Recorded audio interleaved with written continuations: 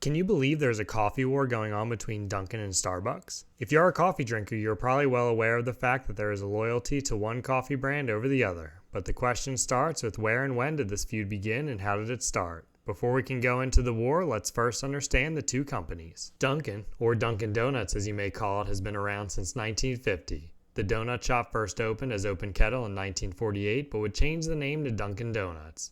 The idea came from the fact that factory and construction workers needed something to eat and drink on the go, which led to coffee and donuts. By 1963, it would be part of the larger company Universal Food Systems, who would change their overall name to Dunkin' Donuts once seeing the full value of the company. They also took this opportunity to standardize the entire system.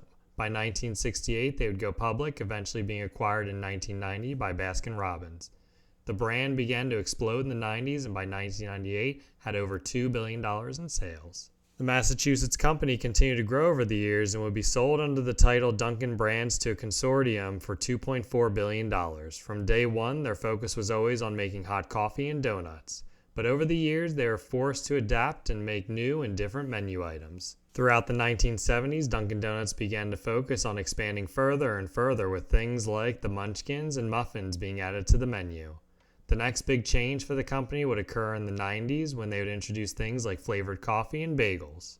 However, the biggest step for them was when they would bring breakfast sandwiches and the coffee culotta to the public in 1997. The culotta was Dunkin's attempt to take on the Frappuccino at Starbucks. It was also their first true entry into the world of unique or different coffee drinks. It finally made them move into a different direction for breakfast. These changes helped grow the company throughout the 2000s. The 2000s would bring everything from hot chocolate to espresso to even healthy breakfast drinks and food options. All of this would bring them to over 11,000 Dunkins we see today. The journey for Starbucks looked a tad different than that of Dunkin'. Starbucks began on the complete other side of the country in Seattle in the Pike Place market. It wouldn't be until Howard Schultz bought the company in 1980 that we would see the explosion of success. He converted the coffee bean store into a coffee shop. They would specialize in serving espresso and other specialty drinks. As the CEO, he would push for rapid expansion throughout the West Coast. Schultz would lead Starbucks into the 2000s, set up for success when he would finally step down. The company would continue to grow, hitting over $5 billion in sales. Interestingly enough, Schultz would return as CEO to essentially protect the company and restore faith during the 2008 financial crisis. As the popularity of Starbucks coffee grew, so did the desire for more access. This would lead to things like Starbucks brand ice cream, cold drinks, and a wide variety of coffee available in supermarkets. Starbucks was able to have this rapidly strong expansion and growth due to their IPO in 1992. This would lead to them having more cash available for investments. It opened several doors for them, including allowing them to acquire other companies, most famously the Coffee Connection, which gave them the rights to the Frappuccino name. Throughout the 2000s, Starbucks continued their acquisition spree, buying companies like Seattle's Best Coffee and Coffee Equipment Company, which they believe would better their product and streamline production.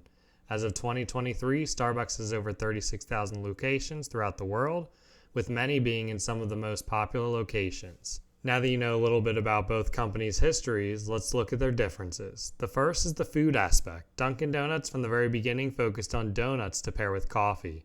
Rather, Starbucks mainly focused on the highest quality coffee.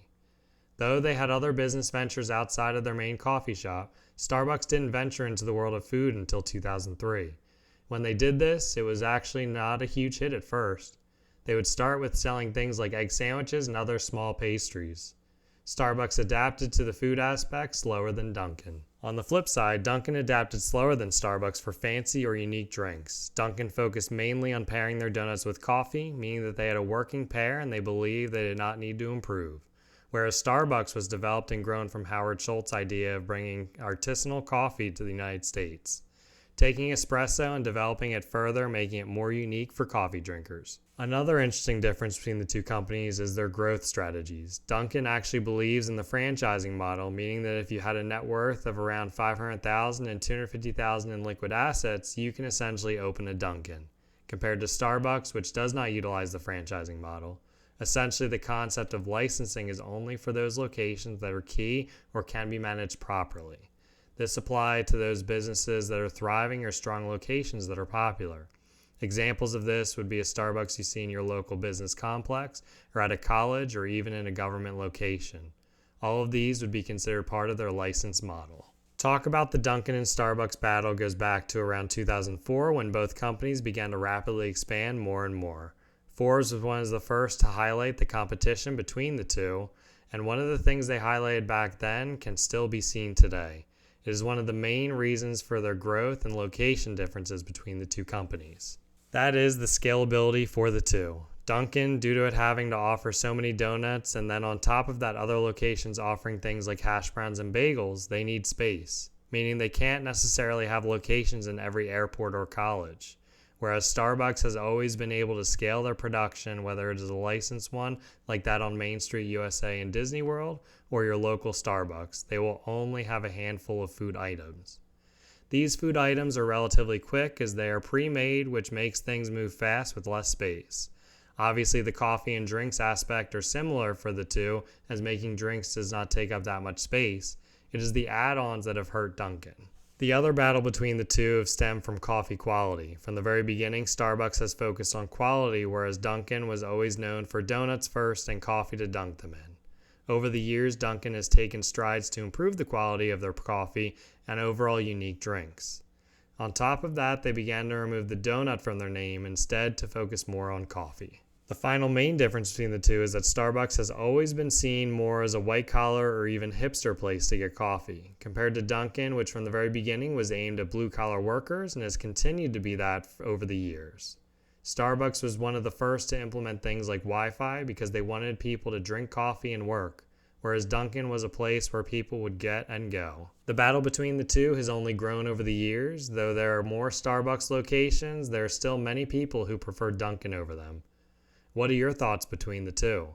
Do you like one coffee over the other? Thanks for watching. Please like, subscribe, follow, and comment. Believable truths?